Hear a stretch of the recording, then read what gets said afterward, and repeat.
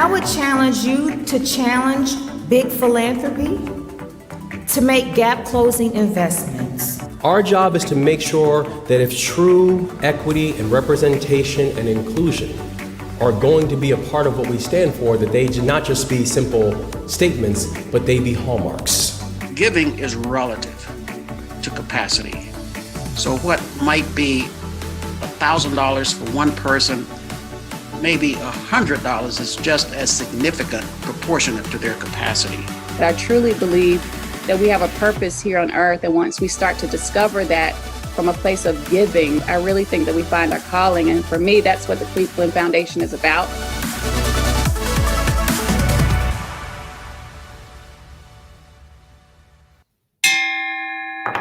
Hello and welcome to the City Club of Cleveland. I'm Dan Malthrop, Chief Executive here and a proud member. Today is November 16th. We're here with two impressive authors as part of our Lucille D. and Robert Hayes Grease Forum on the Cultural Arts. It's also the annual forum in which we partner with Cleveland's wonderful Anisfield-Wolf Awards. Today's forum is also sponsored by the Cleveland Foundation's African American Philanthropy Committee. We're joined now by Karen Long. She's manager of the Anisfield-Wolf Book Awards at the Cleveland Foundation, and she'll introduce our speakers. Thank you, Dan, and good afternoon. On behalf of the Cleveland Foundation, we are proud partners to the City Club in hosting this virtual forum, the worldwide reverberations of Jamaica's 18th century slave revolts. The Anisfield-Wolf Book Awards are 87 years old. They exist thanks to Cleveland poet and philanthropist Edith Anisfield-Wolf to enhance our grasp of the rich diversity of human cultures and to blunt racism. The list of winners includes 7 writers who went on to become Nobel laureates, artists who have set the table for some of the world's most important conversations. The Cleveland Foundation has administered the awards since Edith died in 1963. One of her legacies is the City Club partnership with the Foundation to provide a forum for a winner every year. In fact, our moderator today, the novelist Marlon James, stood at the City Club lectern 6 years ago in that tradition. He is in conversation today with this year's Anisfield-Wolf Award recipient for nonfiction, Vincent Brown, the Charles Warren Professor of American History and Professor of African and African American Studies at Harvard University. His book, Tacky's Revolt, The Story of an Atlantic Slave War, tracks the coordinated uprising of enslaved people in Jamaica in 1760 and 1761. Their actions influence our notions of war and race to this day. Marlon James, who won his AW Award for his profoundly Jamaican story, A Brief History of 7 Killings, grew up in its capital, Kingston. His second novel, The Book of Night Women, centers on a rebellion of people enslaved on a Jamaican sugar plantation around 1801. It was the first Marlon James book that Vincent Brown read. Turns out these two have been reading each other for years. Guests, members, and friends of the City Club of Cleveland, please join me in welcoming Marlon James and Vincent Brown.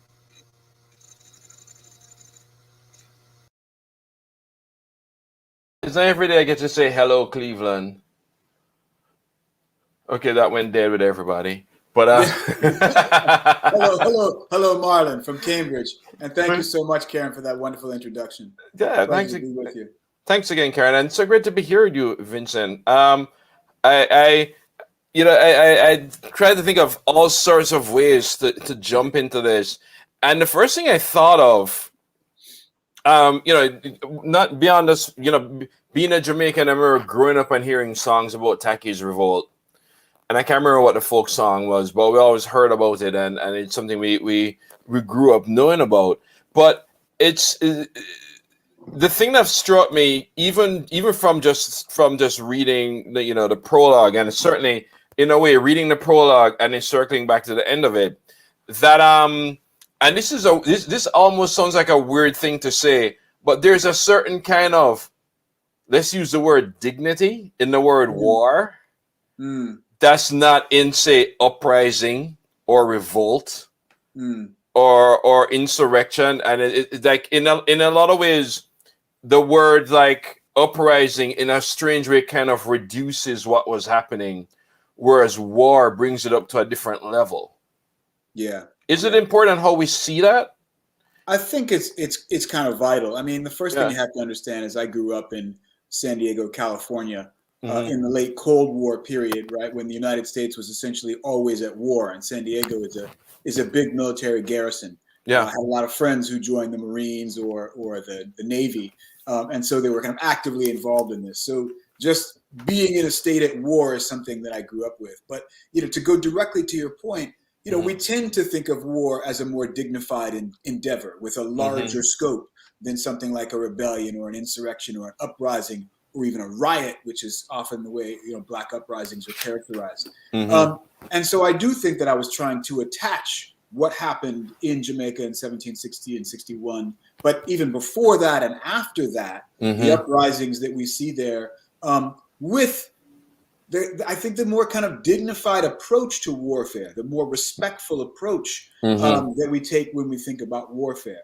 Now, I recognize that one of the things I'm doing there is taking a kind of genre of analysis, right, with war, and applying it to something that it's not usually applied to. And so that encourages us to ask all kinds of questions that we don't ask when we just talk about slave revolt. So questions about tactical aims and strategies and territory. And the scope of the conflict are questions that are immediately relevant when you think of these as wars, and they're not often asked in the same way when you just think of these as uprisings. I guess in some ways, I'm trying to do something that you did as well with the Book of Night Women. If I can characterize it properly, there's something about the Book of Night Women that's like a Victorian romance, but not with the kinds of characters you usually see in Victorian romances. And so once we kind of, appropriate the genre of the Victorian romance or appropriate the genre of the war story for the kinds of characters and the kinds of activities that are not normally seen within those genres, I think, the story form looks different. And that's one of the things I was trying to do. Really kind of reopen the question of what war is by examining a slave revolt using those categories. But it's interesting you say that, because I thought that when when I was writing Night Woman, I also when I read your book, that by appropriating this word, you end up seeing the situation correctly.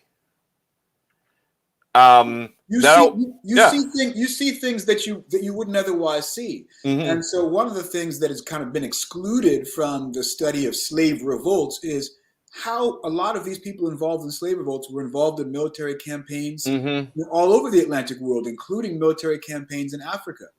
So many of the soldiers who fought in Tacky's revolt in Jamaica in 1760 and 61 had fought in African campaigns before that. I think what a lot of people don't realize is that, one of the ways the slave trade operated was through the sale of European firearms to African political kingdoms, polities, and the increase in the scale and lethality of African wars, which helped to produce more captives for sale to the Europeans. And they came out to staff the plantations, which facilitated the wealth of the Caribbean and the Atlantic world. So warfare is very much part of the political economy of the Caribbean. But one thing you mentioned in the middle of the book is, in its own way, in a way, without them knowing it, the slave trade, in a way, kind of funnels slave revolt. Because all these war leaders, all these tacticians are being taken away and shipped to the Caribbean, and they bring with it, it's funny. Your book made me realize I've been pretty proud of how much I learned my Jamaican history, and like you Americans don't know yours. A lot too. but at the same time, it never occurred to me that what was happening was a kind of a skill, kind of military tactic, as opposed to just how the Europeans did, these skirmishes that they just couldn't stamp out. Yeah. I mean, I think that's partly, again, when we think of revolt or insurrection or uprising, we're only thinking of a reaction. We're not really thinking of the initiative that Black people took on their own accord, all the different reasons they might have had for engaging in military conflicts, right? That weren't just a reaction to the Europeans, although there was certainly that, but also drawing upon previous historical experience and skills and desires that pre-existed the slave trade, pre-existed their enslavement in a place like Jamaica or in a place like South Carolina or in a place like New York. Yeah. So what is a California you would get interested in Tacky's Revolt in the first place? Well, I mean, in part of the same way I got interested in the history of slavery in the first place, which is, you know, they didn't really teach a lot about the history of slavery or Black history at all in my elementary schools or even in my high schools growing up in Southern California. So before there was a kind of freak out over critical race theory, things ignored the subject altogether, right? And so I began learning a lot of the history that I care about now from like reggae musicians, right? So people like Bob Marley and Burning Spear and Steel Pulse, the English reggae group. I learned a lot about, you know, the history of slavery, the history of the African diaspora, about Black politics from music. And so in that way, my entry into the history of slavery was also an entry into Jamaican culture through Jamaican music. And so my interest in Jamaica, I think, started there. Yeah. That Burning Spear album must have been big. Huge. I saw Burning Spear like 3, 4, 5 times. Yeah. Oh my God. You know, it's the thing that it did the same thing for me, but it also for me and it deliberately affected Nightwoman. It also made me fall in love with the language. Because the thing about reggae, when I was listening, you know, is that reggae was talking about very, very serious things in a language that sounded like the language that came out of my own mouth. Yeah. And it's honestly, you know, in 1970, 75, 76, when Burning Spear is going, do you remember the days of slavery? And everybody's like, no. Yeah. Or so on. But it was also the way the thing that always struck me about that is that it ties to a sort of Black storytelling was that he used present tense. Yeah. You know, so that the legacies of Tacky's Revolt of the Maroons are still all around us. Yeah. In a way. You know, there's a fantastic literary scholar named Nadia Ellis. Who's at Berkeley, I believe, who's written a chapter on Burning Spear, talking, and Nathaniel Mackey as well, but talking about how Spear, you know, invoked spirit possession, right? And in fact, kind of, you know, drew upon the spirits of ancestors in slavery and brought them forward into the present. That there's something about his music that brought the past into the present in a very kind of very visceral way. That the sounds that he made, which are often guttural, which are often kind of moans and shrieks, and not just words themselves, were part of these invocations that kind of helped, I think, animate the music. I find that analysis very rich and something that kind of brings history alive for people. Yeah. Even when they say like, no, I don't have a conscious memory of any of that, but can I commune through this music with some feeling, some spirit of the past? I think that's one of the things that Burning Spear did for a lot of people. Yeah. You say, I remember, I just read it. You said rebel stories must be learned by their enemies. What challenge was that placed on the historian? Yeah. Well, in many ways, it goes back to what you were saying about language, right? So, you know, I have a distance, like not having grown up in Jamaica, not speaking Jamaican patois. Like, you know, I don't speak in the language of Jamaican. So I'm kind of speaking in an American English, writing in an American English from outside. Right. In the same way that as I approach this story as a historian, I'm approaching through the sources of the rebels' enemies, right? So I've got, you know, plantation records. I've got diaries like the notorious Diary of Thomas Thistlewood. I read that. Overseer who is in Westmoreland. Yeah, it's a hard read. He's a brutal character, and he's not unique. Military records, government records, etc., the records of traders and planters. But I don't have really anything that was written down by the enslaved. If you have any oral histories, they're many generations removed and passed down, but you can't hear people, their voices or inscriptions that they made at the time of the revolt. So you're always having to kind of read through these sources to what might have been beyond. So there's a lot of really heavy interpretive work. And the way I think about that is you have to think about what the shaping forces on these sources were. Yeah. You can't just read them as, transparent windows onto what happened. Because they're too invested in describing, their view of what happened, right? They're planters. They hate the rebels, quite obviously, right? But you have to kind of imagine why they wrote the way they did, and then think about what it was that was compelling them to write. And that is the slave rebellion itself. So the imaginative work happens kind of between the source and the thing that you can't see, the thing that you can't know. But, there are more likely ways that a source can be compelled to inscribe something, and in less likely ways. And that's where we work as historians. Yeah. It made me think as a reader and a writer, it's almost it's how do you parse the truth from an unreliable narrator kind of thing. That was the one thing.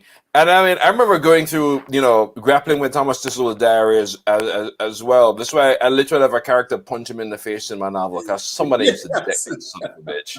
But but it's the thing that appalled me and horrified me was also the thing that drew me to the source. That in a way, his sort of nonchalance almost makes it trustworthy. Like, he doesn't really. The license he felt was, he was not being critical of himself. No. He was not writing for an audience who might judge him. He was just like casually noting his own brutality, the rapes that he committed, the punishments, the tortures that he administered.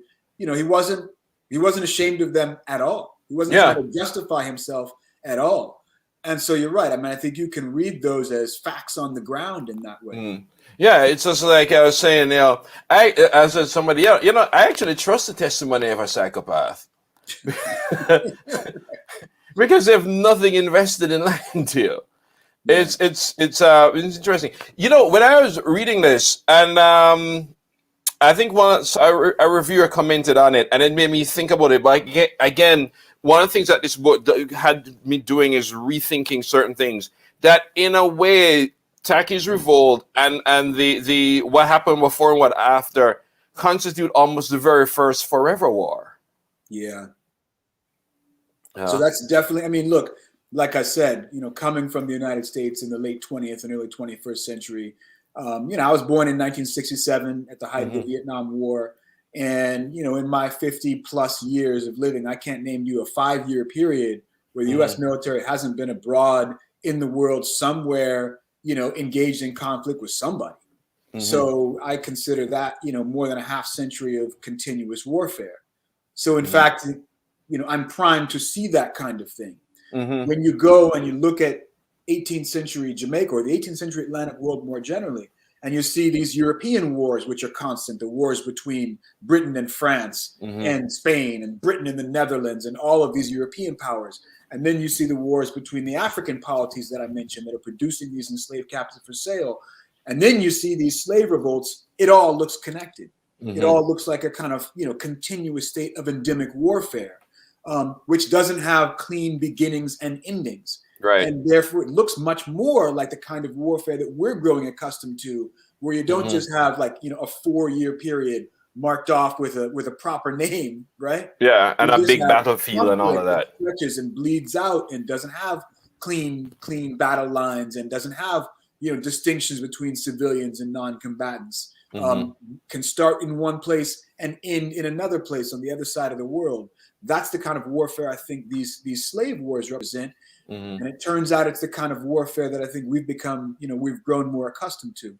Yeah, it's a kind of warfare that's always been there. I mean, if the U.S. had lost the Revolutionary War, then they would have said it was a series of guerrilla attacks. Yeah, exactly. And it just would have been kind of a continuous sequence between the other wars between Britain and France. We would have folded into the middle point between the 7 Years' War and the Napoleonic Wars in a much neater way. It wouldn't have come to seem a clean break point if it hadn't, resulted in the creation of a new nation state. Yeah. This book was surprising me from page one. and I thought I knew my stuff. Ah, thanks for saying that. But I'm very curious because I'm keep thinking I must have heard of Opongo. I must have heard of this guy, and I never heard of him. How did he vanish? Comes from Thistlewood. He's right there in Thistlewood. That's the. And I'm like, and I read the Thistlewood, and I'm like, it makes me wonder. The thing about this that I love is it's sort of excavated people who we might not have heard of who are actually pretty crucial. Yeah. And it made me wonder, what is there? I mean, I'm sure there are tons, but aspects of this in the research stage that surprised you. Yeah, I mean that story surprised me. Yeah. In part because we know about Tacky as a named leader of the revolt, and we call it Tacky's Revolt ever since Edward Long's kind of first narrative description of Tacky's Revolt in his 1774 history of Jamaica. But there were so many other important principal leaders, perhaps even more important than Tacky, that come forward, that emerge when you go back into the event and you read the sources closely. So I guess the big surprise for me that maybe Tacky's Revolt should be put in scare quotes. Yeah, it might not have been Tacky's Revolt at all, because some of these other people who led the revolt, who led, I think, much more intensive dimensions of the campaign, really have gone unacknowledged because they weren't acknowledged by Edward Long and the first planters who wrote about it. God, I remember that Edward Long's history. That was a riot reading that. As well, it's when the Aponga made me think of something else you mentioned in the book. These sort of situations where sometimes it happened without us knowing, where a person of uncommon sort of a noble or a prince or somebody of a really decorated soldier or sort of war figure gets kidnapped or in slavery. I think once or twice somebody recognized it and go, you better bring back my son or else. Yeah. Right. But what was interesting about one reason I wondered why Opongo was sort of erased is a point you brought up elsewhere, that if it became known that noble princes are fighting this thing, then it actually becomes a kind of a war. It becomes a more dignified struggle, and they couldn't have that. Yeah, that's right. I mean, so one of the things about enslavement is the suppression of the dignity of enslaved people, right? And so there's a constant, attempt and need to basically defame anybody that the British are fighting if they're enslaved. So they don't have to recognize them as legitimate combatants, right? So they don't have to recognize their struggles as actual wars. So they can just be uprisings or reactions to what they think of as duly constituted authority. Yeah, so that denigration is constant, and so you constantly see when they do recognize even Tacky, there's an attempt to diminish his sexuality. Right? That this happens all the time, right? Where anybody that seems to hold some kind of power, right, the first thing they want to say about them is, well, they're after white women. Right? It's kind of automatic that is how an African would see their aspirations. That's what they would reduce them to. Yeah, Greg Tate wrote in this essay in Michel Engecello's first album. He says, the American myth of the black sex machine gone berserk. Yeah. And you even see it in, you mentioned Edward Long, right? Yeah. So he writes these crazy things all about black sexuality. Yeah. That, you think they have no place in just a kind of, a mature characterization of a conflict between masters and slaves, but they're fundamental to the way Edward Long seeks to push these people down. Yeah. Somebody asked me, give me an idea for a surprise birthday present. Say, go read Edward Long's History of Jamaica. It's a riot. Yeah. It's because it's a riot, but by his own standards, he actually was pretty thorough. He was just kind of a jackass. Of the 18th century, he's a good historian, right? Yeah. He reads his sources carefully. He weighs his evidence. He brings things forward. He makes clear arguments. So, as 18th century historians go, just comparing him to his peers, and as they did, he was a well-respected intellectual, right? But it's interesting how his hatred of black people ultimately made his history pretty much, irredeemably flawed, really. Yeah. I mean, irredeemably flawed if you want to find out what black people are doing. Yeah. And if your purpose is to actually describe black politics and black history, absolutely flawed. Yeah, but also indispensable because black politics is reacting to that campaign against their dignity that Edward Long is very much a part of. That he is. Yeah. I always lump it with Lady Nugent's journal. Yeah, yeah. Which I read because somebody has to. But you get the sort of the whole how dull it really is. But also, I mean, one of the things about that I think is so fascinating about these stories, and it's something that you get in your writing, is that people's fears and fantasies are very much a part of the history. Sometimes we try to distinguish that from, the kind of hard material history we want to write, when it's a fundamental part of what's going on. Yeah. And so you can't really write the history honestly unless you're writing about all these crazy distortions that are often psychosexual. It is. It's like reading, writing these sort of African fantasy novels that I've been writing. And one of the things that I end up doing is going back and read old histories of African continent, mostly for entertainment value.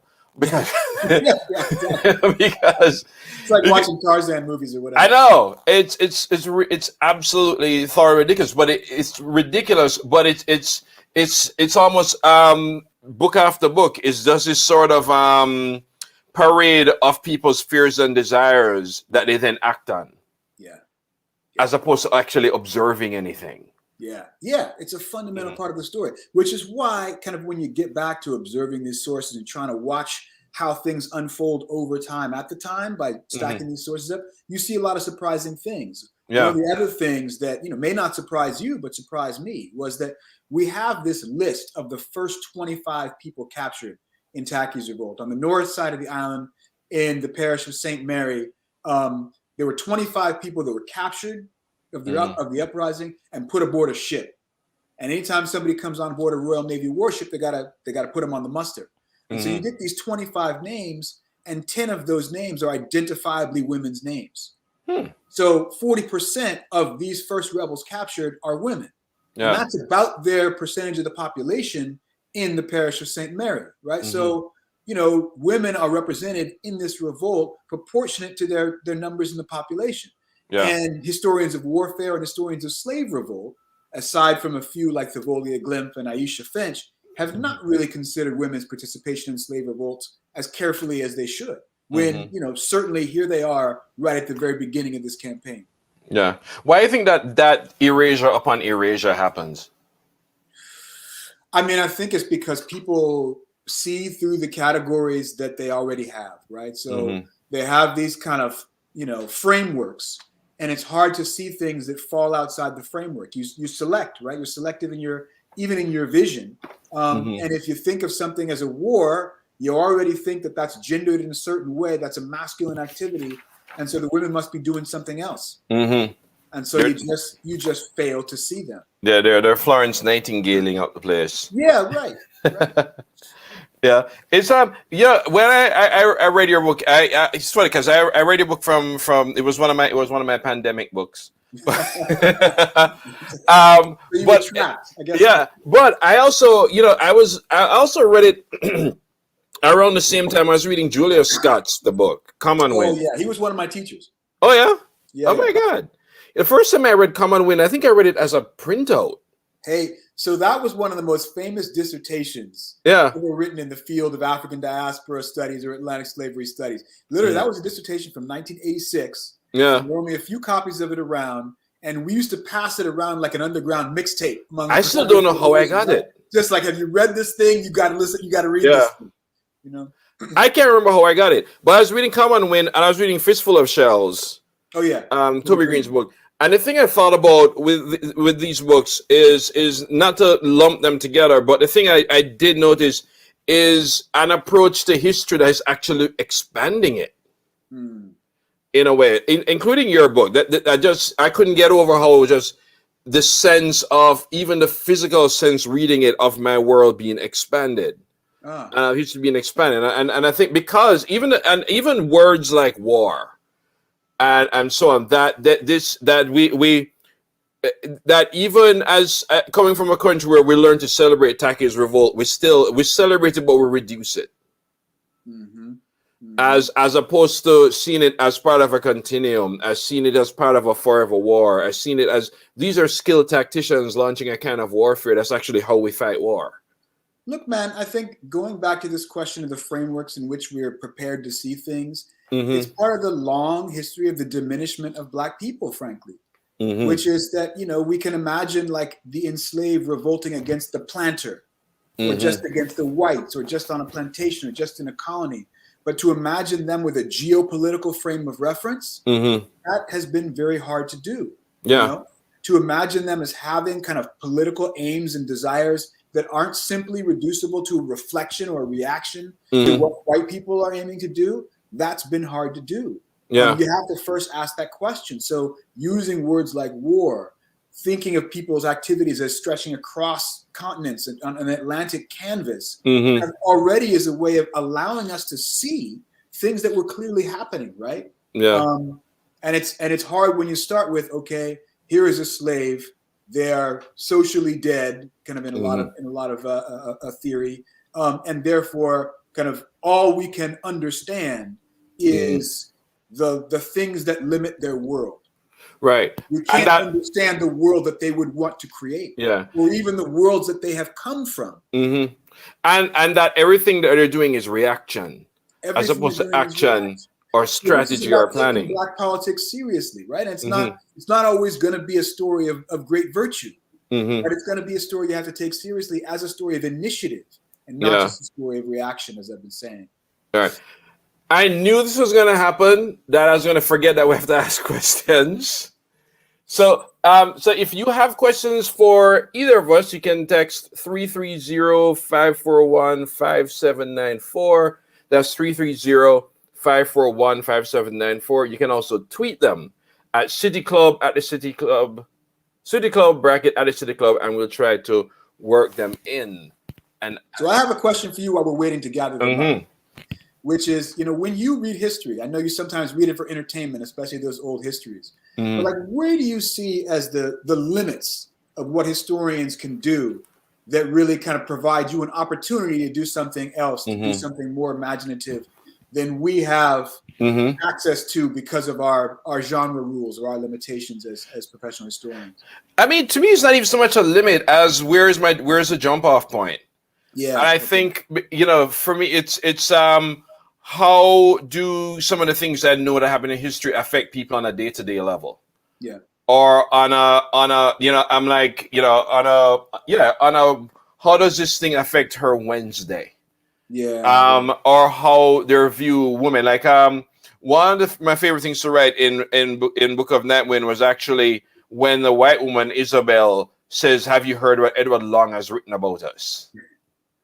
Yeah. And her conversation that must have happened, right? Yeah, it must have happened. It's yes, but it must have, because Mansfield Park couldn't exist without that, or Sanditon couldn't exist without that. Somebody has sent out this thing about the Creole white woman is a wild beast, who may be slightly tainted, and I think for me as a fiction writer, I mean, in some ways, I'm not that different from Austin in that I take that shit and run with it. And I think that's it. I'm very curious about how that played out on a domestic level, which is why I really grudgingly hated how much I got from Thomas Thistlewood. Yeah, right. Because ultimately, this boy just so flipping basic. Yeah. But it's sort of the dynamics between slave and slave owner, where sometimes he can be going off on a hunt with some of his, strongest slaves and not worry for a second that they're going to try anything. And just and I'm very, it's there in all the historical texts, but it's there just how these systems of oppression and control and brutality work on an ordinary level, And then I'm also sort of reading books that also deal with that, like Beloved. Yeah. And how that plays out on a domestic level. And I think some of that I just had to imagine.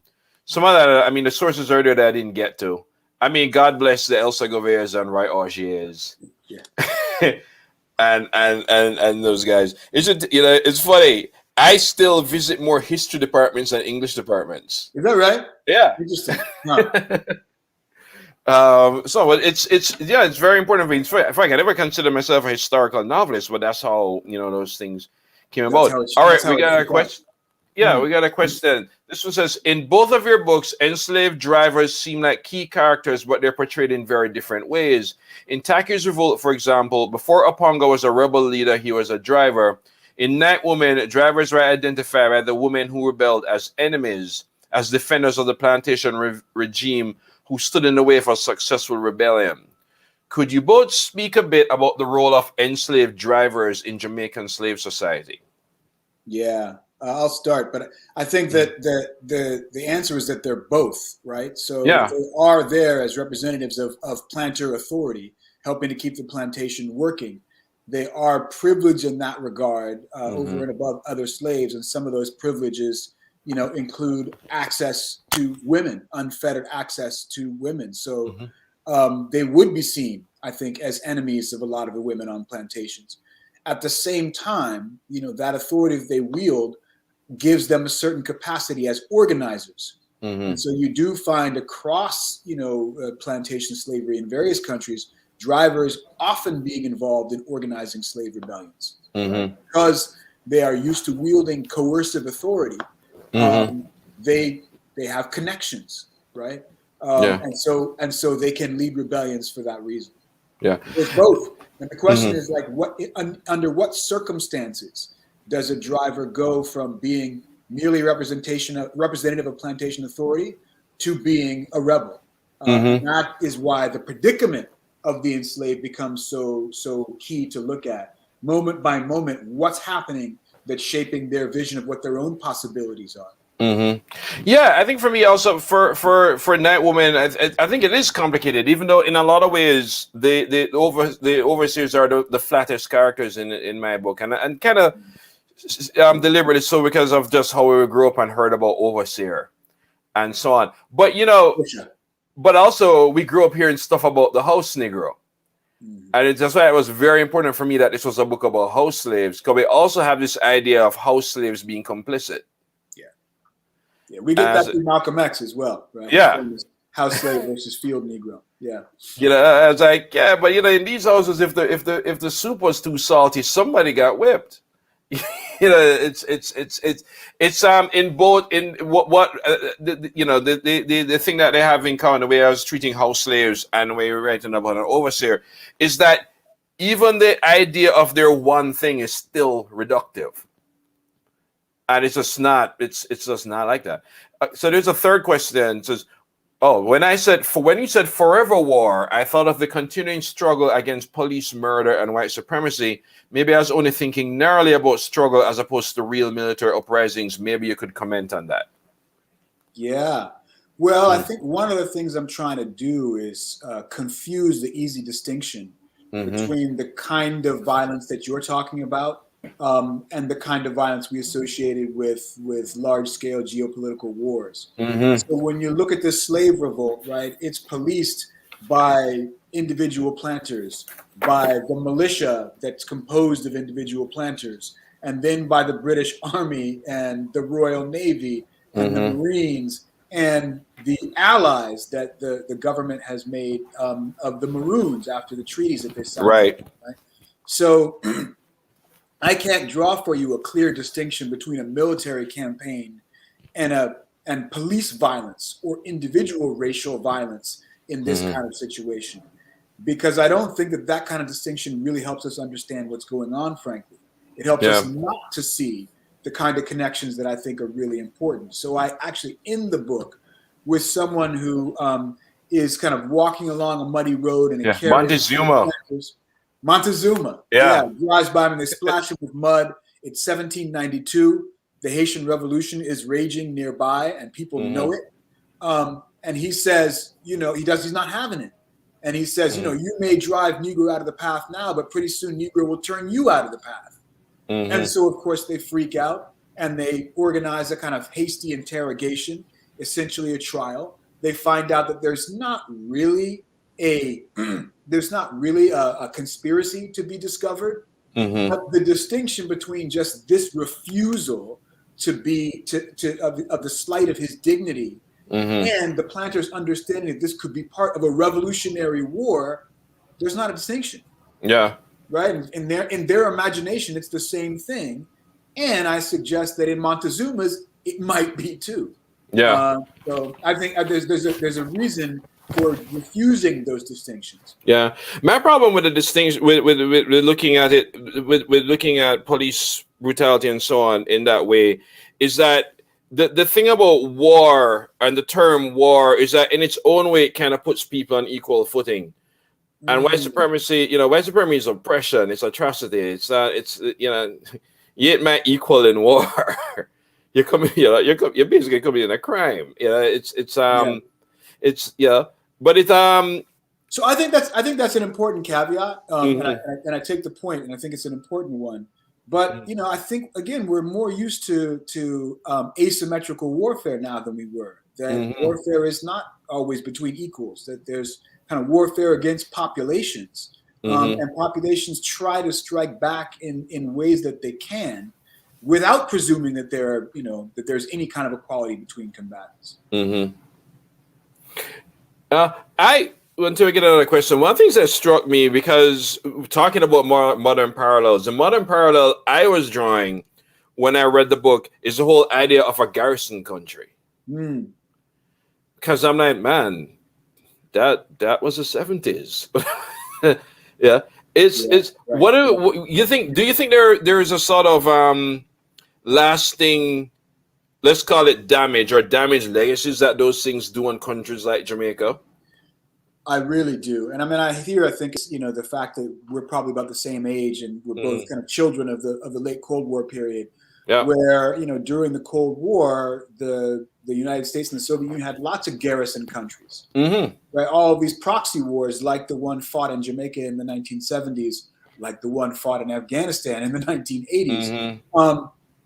These were fought all over the world, and they did have extremely consequential and deleterious effects on these societies, right? They made violence endemic and habitual. They flooded these places with firearms, and those things don't just go away when the main theater of the war moves on. Absolutely.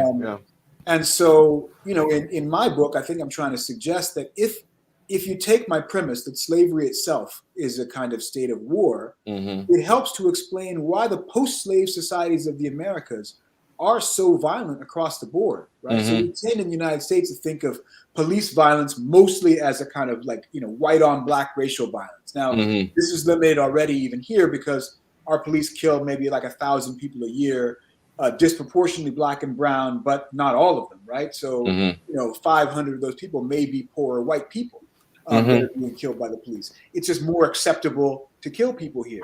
But that's also true in Jamaica, right? Yeah. Where the police are, predominantly black. It's also true in Brazil. Most of these post-slave societies are violent societies. And I think that is a carryover, right? Something that's established in the era of slavery in all of these places. Yeah, and they all also have a history of the police being the tool of enforcing oppression. Yeah. Jamaica certainly, from the 1860s to the 1930s, 1938 and all of that. And so there are those parallels. This is question 4. This new mode of history that you discuss is emerging as a nation experiences a backlash, whitelash against history and culture and how they're taught in K-12 education. How should communities deal with this? Ooh. I'm not a K through 12 educator, so I don't have good answers. Me neither. But it's going to be a bit of a dodge, but I do think, you want honesty. And the most important thing is for people to honestly engage our history. If we don't observe that history clearly, learn from it, so that we can orient ourselves in the present in relationship to our past, I don't think we can, make good decisions about how we're going to act on our common values for the future. And that's why I think history is vitally important. So the idea that we would just say, okay, if history is uncomfortable for people, if it unsettles the myths of our own virtue and goodness, it's gonna make it that much harder for us to act in virtuous ways in the present and the future. Yeah, I'll leave it at that level of generality. Yeah, my response to that is that I think Americans need to realize that, the culture war is also a forever war.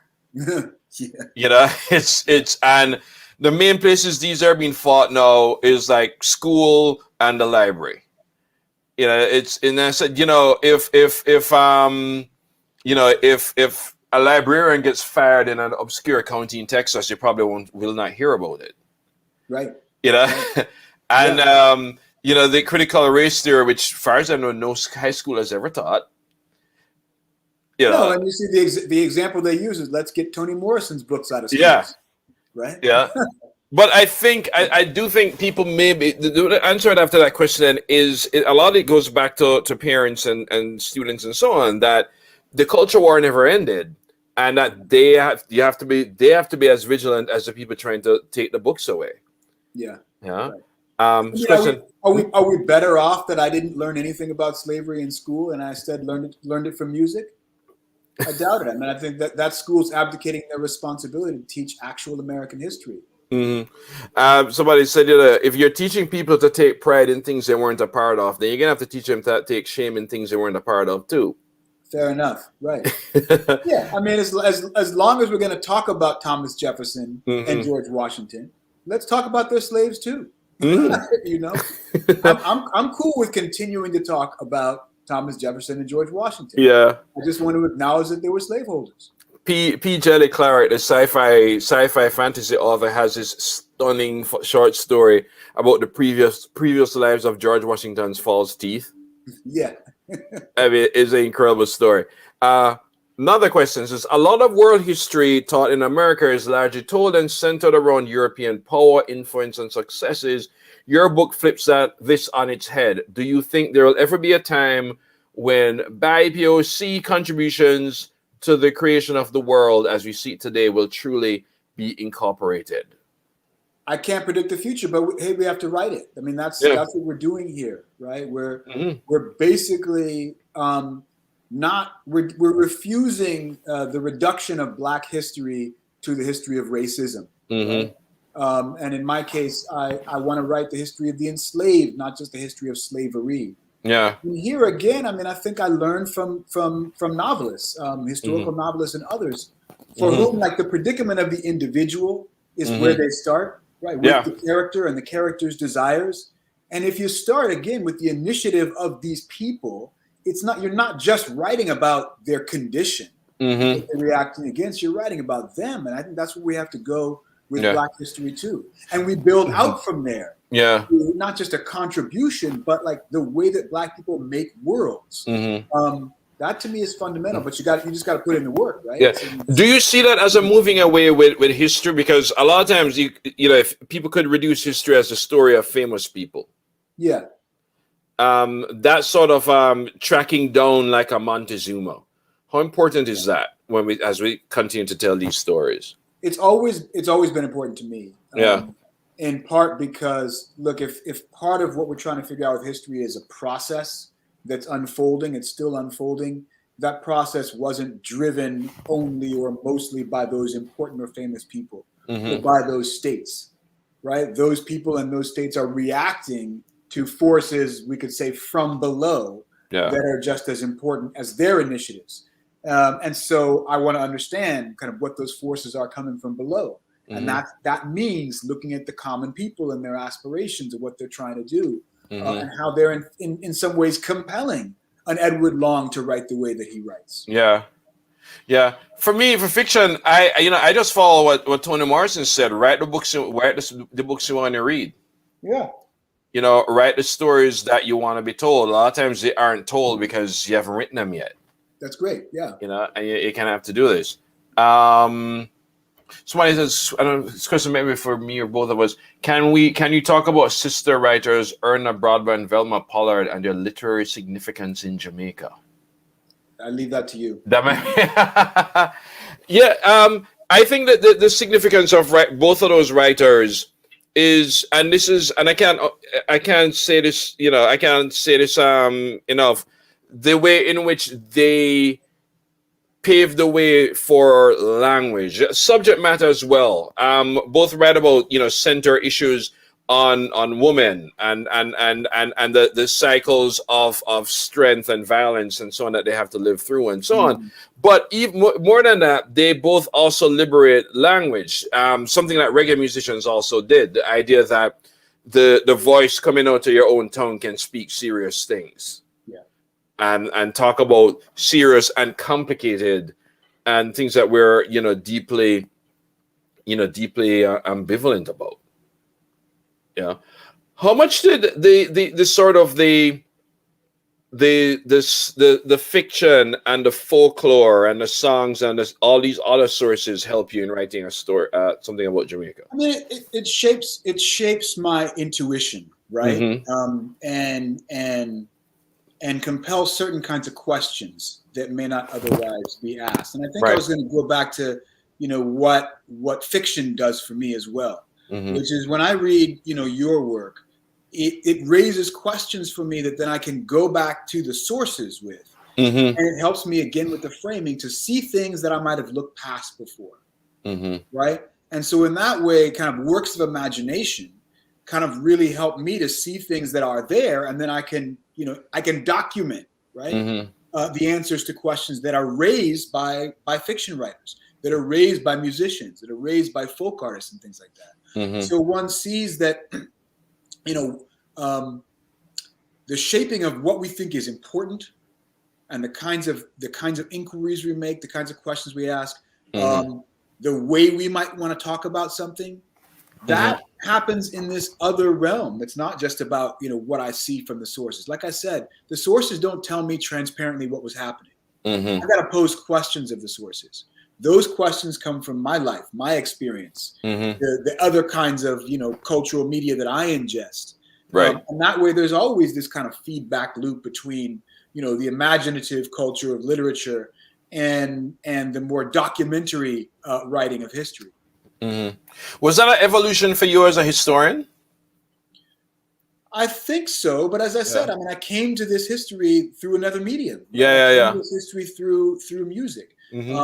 And, again, one of the other kind of major influences on me in terms of the history of slavery was the television show Roots.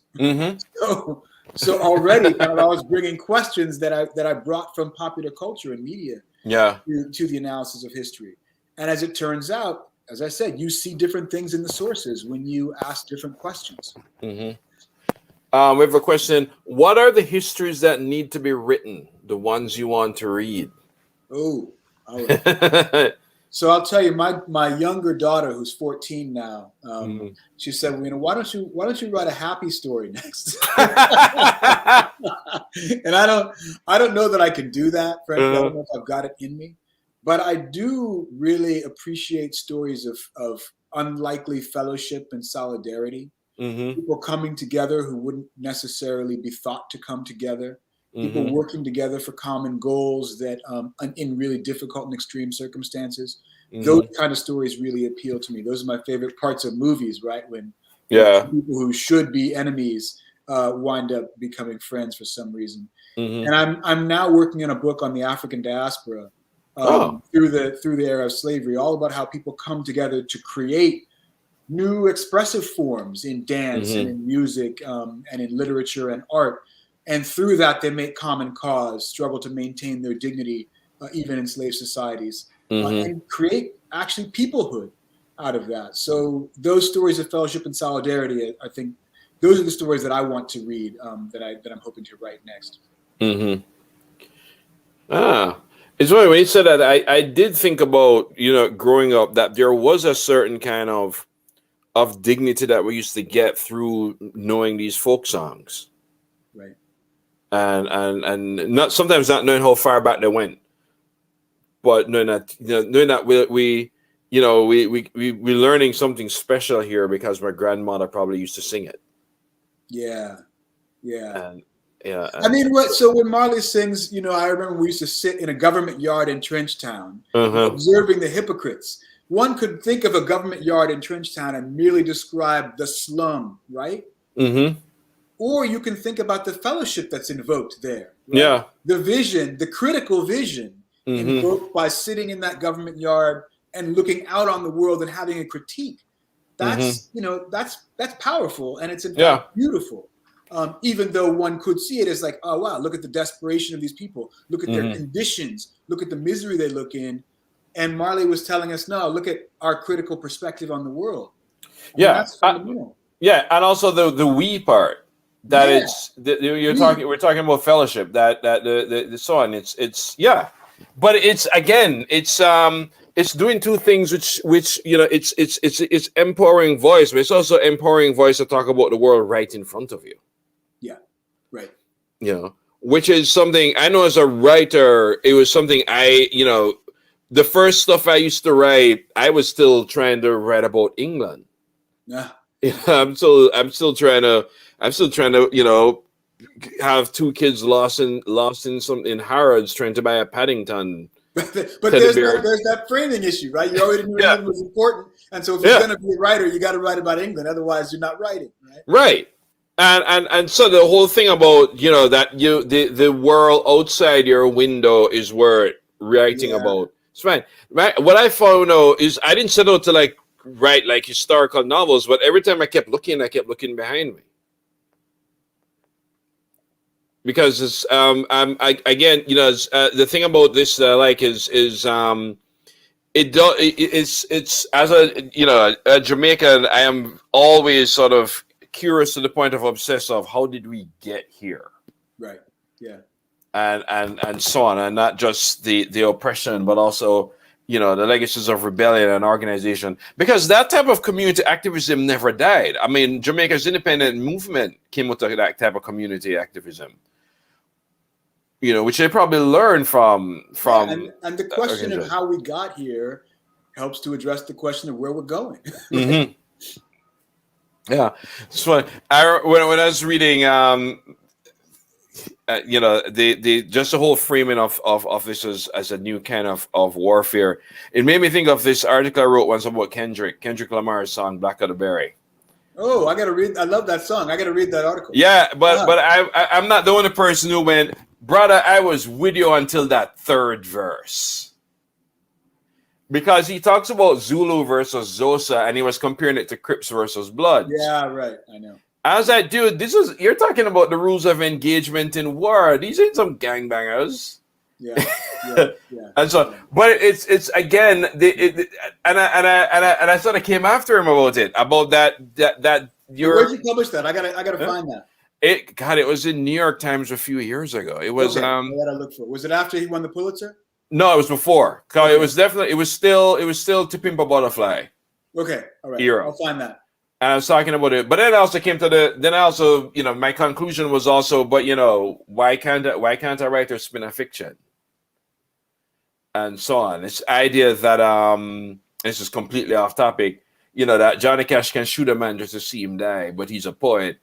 But if Kendrick writes about it, then Kendrick must have shot somebody. Yeah, right. Yeah. Right.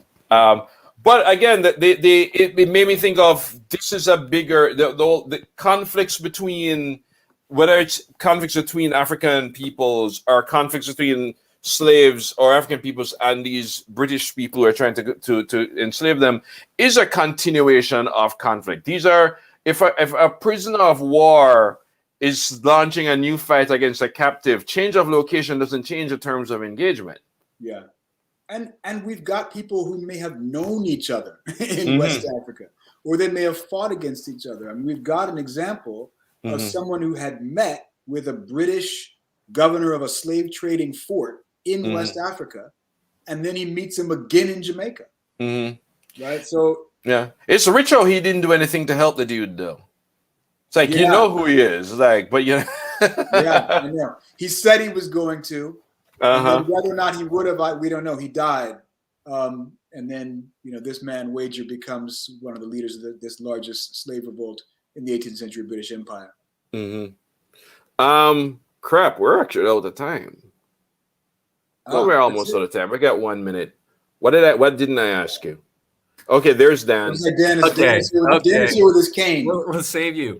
Marlon James and Vincent Brown, that was absolutely fantastic. I thank you so much. It was really just enlightening, but more than anything, just joyful. Really, just really enjoyable to listen to you both reframe and reconsider the language we use, the history that we know, the stories that we tell each other and that we tell ourselves about ourselves.